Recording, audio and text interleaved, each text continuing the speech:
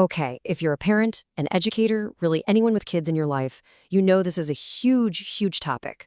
Raising children in the age of AI, it's a whole new ballgame.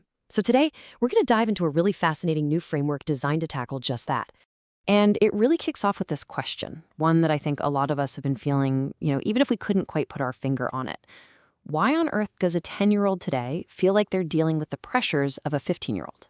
And it's not just a feeling, right? There are some very real forces at play here. And this slide, wow, it just lays it all out, doesn't it? If you think back, childhood used to have, well, a slower, more meandering path. But now, it's like everything is being squeezed, compressed by this constant pressure of being online, of algorithm-driven social comparison. The bottom line is, kids are hitting these really heavy, adolescent-level challenges way, way earlier than they're equipped to handle. All right, so here's our game plan for today. We'll kick things off with the challenge itself. Then we'll introduce this AI outside, human inside idea. We'll break down its 5 core pillars, see how it actually works in the real world, and finally, look at the big picture, what it takes to build a truly future-ready child.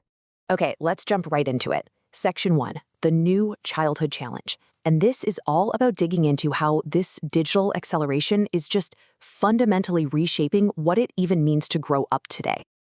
And this is what we mean by compression. We're talking about heavy stuff like identity confusion, performance anxiety, just this constant emotional overload. I mean, these are issues that kids as young as 8 or 9 are now wrestling with, things that we used to think of as being squarely in the teenage years. And let's be clear, this goes way beyond just how much screen time. This is about the deep, deep emotional and mental impact of being constantly plugged in.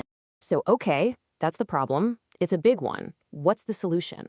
Well, that brings us right into Section 2 and the core idea we're exploring today, this AI outside, human inside framework. It's a completely new way to think about navigating this modern childhood. All right, so what in the world is AICI? Let's break it down. It stands for Artificial Intelligence Outside, Creative Intelligence Inside. And just the name itself tells you so much about the core philosophy here, right? It's all about consciously drawing a line, separating the external tools we use from the internal human skills that we absolutely have to cultivate. And the goal here, honestly, it's huge. This isn't about banning technology or throwing phones in the trash, not at all. It's about teaching kids to double down on what makes them uniquely human, their creativity, their empathy, their judgment, while learning to see AI for exactly what it is, an incredibly powerful tool, but just a tool. And this quote, this one really hits the nail on the head. It gets to the absolute heart of the AICI model. AI is a tool, not an authority, thinker, or emotional companion. I mean, wow, making that distinction, teaching kids that distinction, that is everything. It's absolutely critical. Okay, so that's the big idea, but how do you actually put it into practice? That brings us to our next section, the foundation of the whole framework, what they call the 5 pillars of AGIC.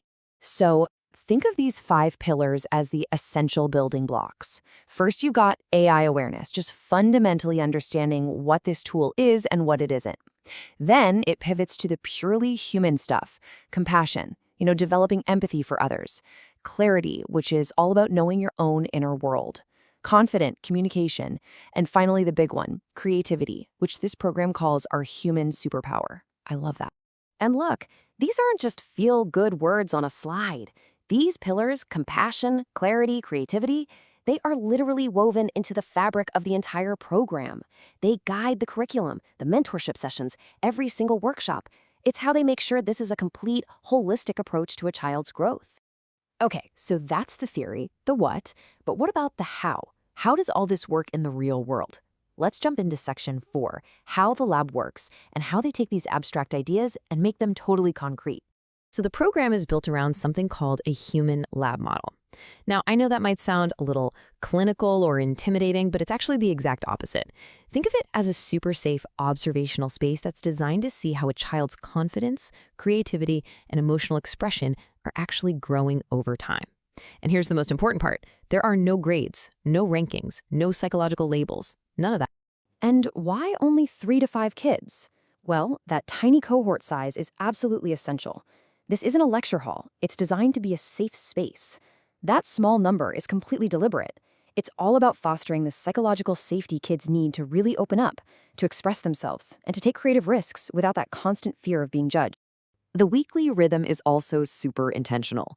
It's a simple, consistent loop that runs over 12 weeks. You have a 60-minute mentorship session on Monday, which is all about sparking ideas and getting creative. Then on Friday, there's a quick 20-minute follow-up to reflect on the week. This simple cycle creates this really powerful rhythm of learning and then letting it all sink in. So you might be wondering, what do they actually do in these sessions? And this part is key. It's all play-based learning. We're talking about storytelling, fun creative challenges, and games that are actually designed for reflection. The whole point is to foster that feeling of emotional safety and tap into a kid's natural curiosity and motivation, instead of making it feel like just another piece of homework.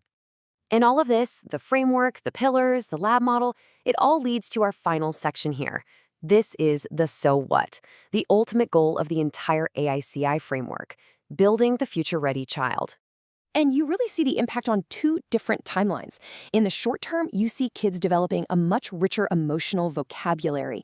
And maybe most importantly, they become less afraid of making mistakes. But the long-term prize, that's where it gets really exciting. We're talking about building genuine emotional resilience, a conscious and healthy relationship with technology, and that kind of creative, adaptive thinking that they're going to need for the rest of their lives.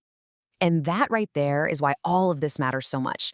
This isn't just about getting kids through the next couple of years. This is about intentionally cultivating those core human skills that are going to be absolutely non-negotiable for success.